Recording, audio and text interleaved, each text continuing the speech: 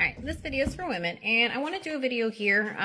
This is something that a brother discovered, and this is about Sabbath keeping, that a Sabbath keeping still remains for the children of Jehovah, right? So in Hebrews, a lot of people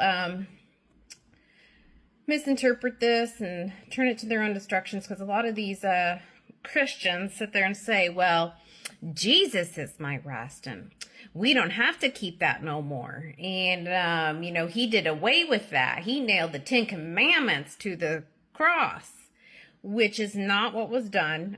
They don't understand the difference between the holy covenant given with promise, and this was even back to Abraham. It was put, and it was the holy covenant and stuff, and all the promises given with that, because he obeyed his voice. And those 10 commandments given at Horeb of the holy covenant is put inside the Ark of the Covenant. And the handwritten ordinances that were added for transgression, which was a schoolmaster for them until the seed shall come, which was the Messiah, that was put on the side of the Ark. And it was only there for a time. And so that is what was done away with. The 10 commandments, the moral standards, the righteousness of Jehovah, that still remains. And that includes the 4th commandment. And it even says, remember the Sabbath day to keep it holy. For 6 days we work, and on the 7th day we rest, just as Jehovah rested and was refreshed on the 7th day. So I'm going to jump here in Hebrews 4. And this is also like prophetic of like the, you know, the eternal rest, right? So, I'm going to read here, starting around, well, it's really more so verse 9 that we're going to talk about. So I'll kind of start here in verse 7 of Hebrews 4. Actually, I'll just start at the beginning real quick. So Hebrews 4 verse 1, let us therefore fear, lest a promise being left of us entering into his rest, any of you should seem to come short of it. For unto us was the gospel preached as well as unto them. But the word preached did not profit them, not being mixed with faith in them that heard it. And this is back in, you know, through Exodus and Deuteronomy. This is what it's going back to, okay? These things were preached unto them. For we which have believed do enter into rest, as he said. As I have sworn in my wrath, if they shall enter into my rest, although the works were finished from the foundation of the world. For he spake in a certain place of the 7th day on this wise, and God did rest the 7th day from all his works. That's in Genesis 2. And in this place again, if they shall enter into my rest. Seeing therefore it remaineth that some must enter therein, and they to whom it was first preached entered not in because of unbelief. And if you go look up, it was actually because of disobedience. Unbelief is disobedience. It's not just unbelieving. It's literally when you are disobedient, you are considered an unbeliever. Verse 7 of Hebrews 4. Again, he limiteth a certain day, saying in David, today, after so long a time, as it is said, today, if you will hear his voice, harden not your hearts. Don't be stiff-necked. Don't be rebellious. Don't harden your hearts to the truth. Like, a lot of people don't understand that the spirit of grace is conviction and what it does. And instead they harden their hearts, and they despise correction. They despise rebuke, which we are all called to do. If we see another believer in Jehovah, or to proclaim the Messiah, we rebuke them in their sin so they don't suffer the consequences of sin. But most of the time, and unfortunately, in Ezekiel 2:3 and 33, in Days Watchman, Jehovah tells us to tell us his words to them. And he says, whether they hear or bear, for they are rebellious, stiff-necked children and hard-hearted and impudent. And he says, they don't listen to me, they won't listen to you, but warn them anyway. This is biblical love, okay? So, verse 8, Hebrews 4. For if this says Jesus, okay, and actually it's not speaking of our Messiah, Yeshua, or Joshua, it's actually speaking of Joshua, son of Nun. For if Joshua, son of Nun, had given them rest, then would he not afterward have spoken of another day? Verse 9, there remaineth therefore a rest to the people of God. Again, so this is speaking of back, and it's quoting even from in Joshua, and it's very prophetic of even entering into eternal rest. Like, you know, these people back even in Deuteronomy, which should be written to us at these times, They did not enter into that promised land because of disobedience. You're not going to enter into the promised land if you're disobedient now.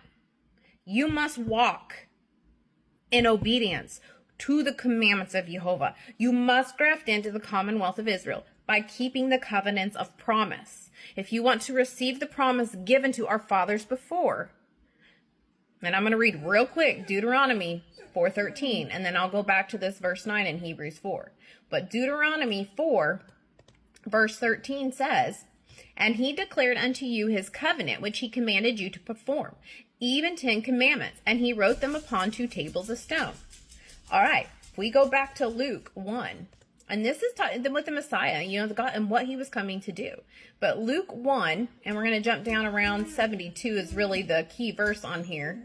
But it says, let's see, verse 16, 8.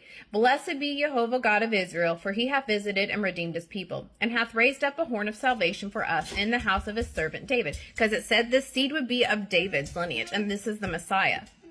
"As he spake by the mouth of his holy prophets," you got to go read the prophets, "which have been since the world began, that we should be saved from our enemies and from the hand of all that hate us, to perform the mercy promised to our fathers, and to remember his holy covenant, the oath which he sware to our father." And these are things and promises he made to our fathers, Abraham, Isaac, and Jacob. That's why it says in Isaiah 44, they will spring up and calling themselves Jehovah, or I am Jacob, or I am Israel. And you got to know who these are.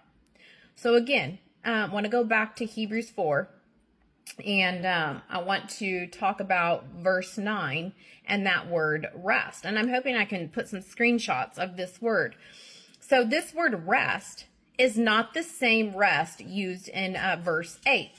So in verse 8, that rest is, actually it's, the G...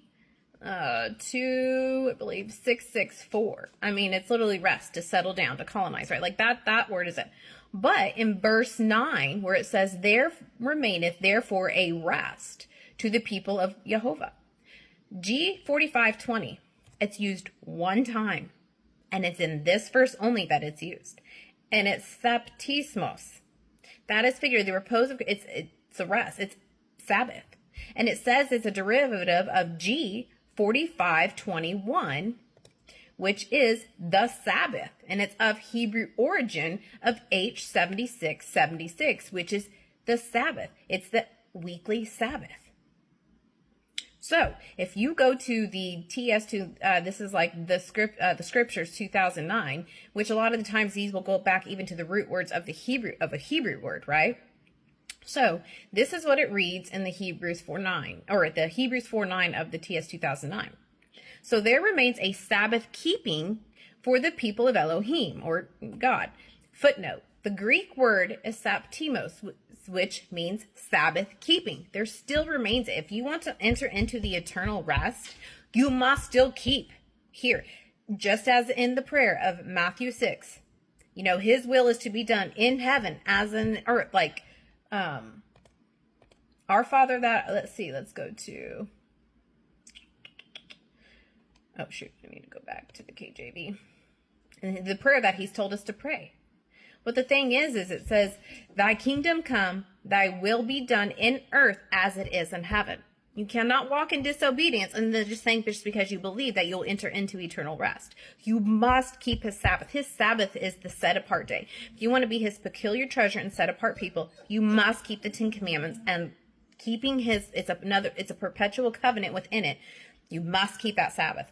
It's going to set you apart from who you are or are not. Okay. So I really hope you search this out, but this is just, here again, people, it's not, and then it even tells you the Messiah kept the Sabbath. It even tells you that his disciples and apostles still even kept it after he was gone. There still remains a Sabbath keeping for the people of Jehovah. You are not a Gentile. It even tells you in Isaiah 56, "Do not say you are utterly cut off." I mean, this goes back to Isaiah 56. Like I said, you have to read the prophets before. It says, Isaiah 56:1. Thus saith Jehovah, keep ye judgment and do justice, for my salvation, or Yeshua, is near to come, and my righteousness to be revealed. Blessed is the man that doeth this, and the son of man that layeth hold on it, that keepeth the Sabbath from polluting it. And then it tells you, go keep reading it. It says, do not cut yourself off and say you're utterly cut off. Keep the Sabbath.